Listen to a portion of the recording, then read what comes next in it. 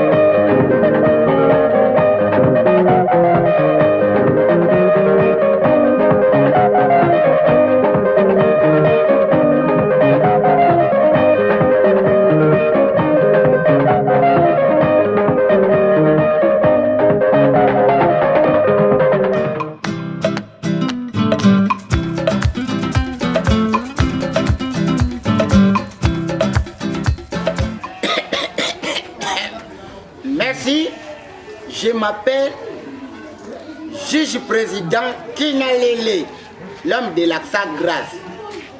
Ici dans ma table, j'avais deux dossiers de juger aujourd'hui.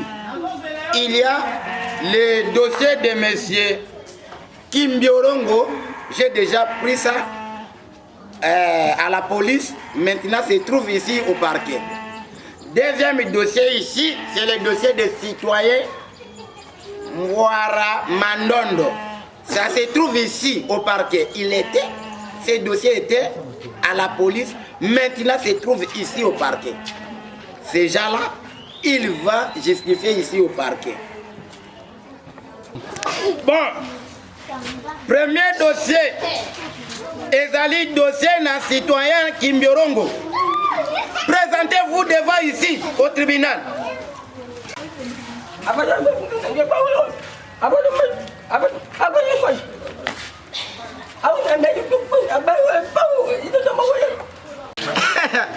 Nazali ko comprendre comment OPJ a eu l'inspiration de composer le PV formateur na moto oyo ayebi kolobate. Moto oyo ayebi kolobate ndenge nini OPJ asaleli yo PV ya mabeboye.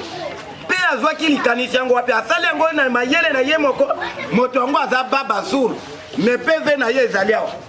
Papa namoni makambo na yo ezali mwa mindondo mingi. Soki oyebaki koloba me tosilisi makambo na yo. Yo mpe oyebi koloba te moya tosilisa makambo na yo eja te. Namoni okozonga nenu na boroko. Okozonga nenu na boroko ata sanda misato to sana mibale nsima tokotala makambo na yo soki oyebaki koloba mais tosilisi makambo na yo mais lokola ti ye sourd oyali baba moye makambo na yo sila te caporal oya okamata moto oyo azonga na boloko makambo na ye lokola ayebi koloba te azonga nde na boloko kopema te papa na mekaka koloba be mo moke na ya baba te tani soki otali bien ozomona ngai baba mais na mekaka koloba mo moke sinon na yo be baba citoyen yo oyebi koloba na mekaka mo moke me na yebo be koloba te ya motu nalobi yo oyebi koloba na yebi koloba na mekaka be moke sinon na yo be vrai baba papa yo oyebi koloba pona nini yokosala a lever de rideau ya lokuta liboso na jugement bon liboso tokotuna yo malgré obandi a lever de rideau ya lokuta na jugement okomi baba mais oyoki makambo ozonga na boloko yango yochange tokotuna yo yo moko oyebi ndenge okoti oza kosala bageste seki oza na courage ozali na courage ya kosamba na ya na courage na ya na ngo yawa bon na PV na yo kote wutaki na la police ekomi na parquet balobi yo ozali ndoki ozali kondima ozala ndoki tata ndoki na ngai nakoki kowanga nango beta mokolo be moko te parce que mboko be muchu mobimba na territoire be muchu oyo bayeba be ngai na yao beta ndoki grand maître kimbelongo ke ngudi na yo be ndoki makasi bon yoka les prévenus est affirmé à la code sont les pouvoirs de la sorcellerie. Bon, yo, bafundi yo, awa, oliaki mwana na yo. Tata, ngai, na joko ndimete, na liaki mwana na ngai. Parce que ya mwana na ngai, tungi singo be makasi. Ko yiba biloka batu na futaka, mbarazima wa yaki na tribunal awa, bo yaki na ngai awa te, mwana yibe ya yoka batu awa, na futi. Bongo mwana na ngai nari ya yako mangambo bome na ngobe na tribunal. Papa, na lubi boy, oyebi te, azali muntu ya leta, moto yo ye. Azali moto ya leta. Muntu ya leta. Aya muntu ya leta mwana ngana boti. Cheke ngai na jana mwasi na ndako, mwasi na ngai ko bimaka na leta. Bon, yoro ko robi aza muntu ya leta. Mwana ngana boti ngai moko. Yoro ba leta, seke leta bimaka na mwasi na ngai. Papa, awa tozali koloba. Olie moto. Bona na mobeko ya leta na code pénal balobi. Soki obomi moto, esengeli pe ba boma yo. Mais yo obomi te olie infraction na yo est homonyme kolia na koboma ezali verbe moko kasi yo olie te obomi lokola obomi molimo na moto esengeli pe ofuta na molimo na yo infraction na yo ezali condamnable kolia na koboma ce sont les mots homonymes. Bako condamné yo condamné à mort. Papa bako condamné à mort. Oh papa, mwana ngo ya mwana na ngai moko. Engineer ndena sana mwana yo engineer Shadrack ayana kintsasa. So kina kama tie na rie yo momemingo beo. Na konjima te date yo mono ya ngai na boti ye na mwati na ngai kuna nani? Mabri na yena yawa.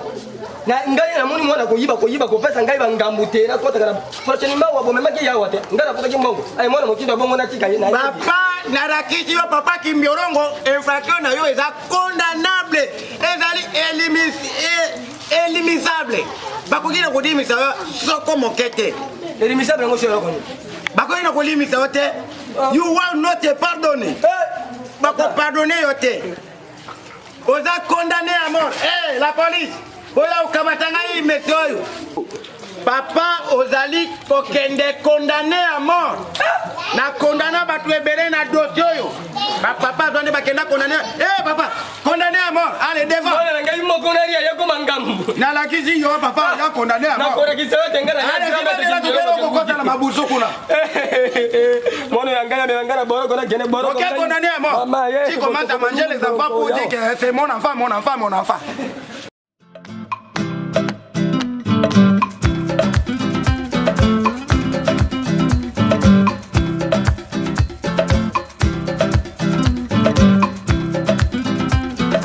Dossier des citoyens Mwara Mandondo. Présentez-vous ici. Présentez ici. Mandondo. Présente-moi Kanzi, na Yadiao. Passez devant là-bas. Citoyen Mwara, né en Pogobekao. État civil na yo, marié. Profession na yo, oyo tolobi musala. Oja santinière, oyo to bengi na lingala, tindili, to boy. La bandeli, peut-être oja kijiba, citoyen Mwara, né en Pogobekao. État civil na yo, marié. Profession na yo boy, o te bengi santinière to sinzili. Ngai na état civil na ngai naza marié te naza ex-militaire. Olobini, Ngai na état civil na ngai naza marié te naza ex-militaire. oza ex-militaire. Ex-militaire. Bon. Nazali koloba, profession na yo boy. C'est que motala na yo pendo sa koza santinière. Nalobi identité na yo mobimba. Awa ekomi na kosamba. Nalobi identité na yo mobimba, profession na yo boy. Oza kokamwa te. Ndenge nini yo yebi makambo na ngai nyonso bo. Oyebi te nazali magistrat. Malgré procureur na ngai Shadrach oya ingénieur, azaka pe ingénieur ayete. Deke magistrat na magicien bazaka ndenge moko. Bon, natuni yo papa. Oza na courage ya kosamba. Oui chef. Déboutez-vous. Oko banda kosamba. Likambo na yo ezali pona moyibi. Oyibaki epai na patron na yo. Ya liboso oyibaki télévision. Sima na yango disparition na ventilateur. Mpe scène musicale na radio ya Bluetooth. Oza koyeba makambo wana. Ngai liboso na sambi fo avocat na ngai ya po naza na avocat. Oza na avocat? Naza na avocat. Benga ye ayawa. Avocat! Oui, c'est ici. Venez ici. Abeti bayo kanite. Wolo la bango babeti bayo kanite. Akanisa ki bebel de musique. Awe avocat na yo. Avocat la ngai ye. Papa Nganda avocat na ye. Citoyen avocat, présentez-vous. Je m'appelle Maître Kolokonzo Parfait Lucas. Na salle d'études universitaire Nangai, j'ai commencé d'abord au campus de Lagos. J'ai traversé l'école Malebo. Je vais aller à l'Institut Maringwabi au Brazzaville. Je vais aller au Bruxelles, au Grande-Bretagne. Je suis allé défendre les droits de l'homme à l'États-Unis. J'ai étudié avec M. Paul Oman. J'ai étudié aussi avec Emery Patrice Lumumba, avec M. Nsinga Oudou, avec M. Mobutu Wazabanga.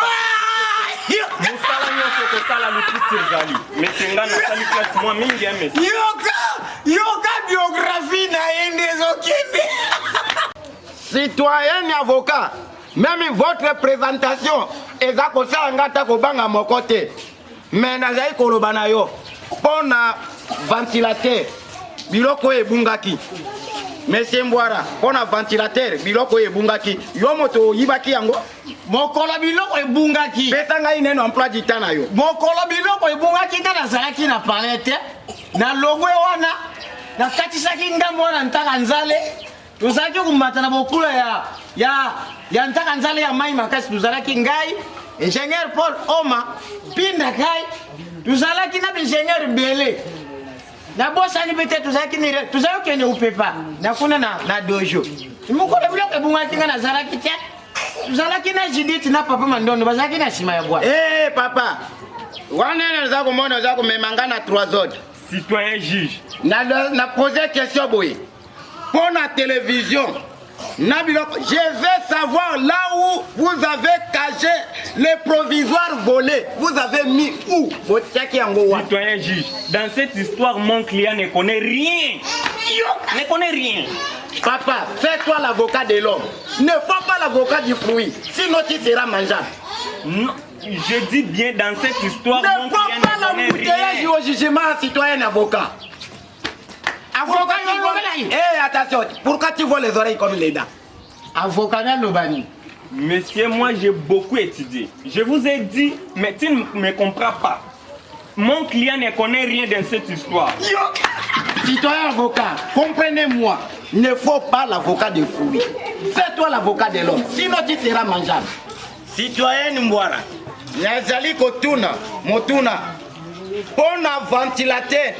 Citoyen Mbouara, Nazali Kozonge la Motuna, Pona Makambo Etali, télévision pe ventilateur, radio ya Bluetooth. Ote yango wapi? Nalingi na yeba. Ngana koki koyeba te mais avocat na loba nini? Je dis bien, monsieur le juge. Dans cette histoire, mon client ne connaît rien. Papa Mwara, tala kobini sangai dansi madoda papier te naza kotuna. Likambo oyo ya ventilateur ya patron na yo. Ezali wapi? Te, citoyen juge. Biloko to ebungi na ndimi nga mtu nazwaki problème ezate. Ma avocat lingi te na ndima kasi. Mais citoyen avocat, zonga na kati ya contexte. Puisque tu avais fait le droit pour défendre l'homme.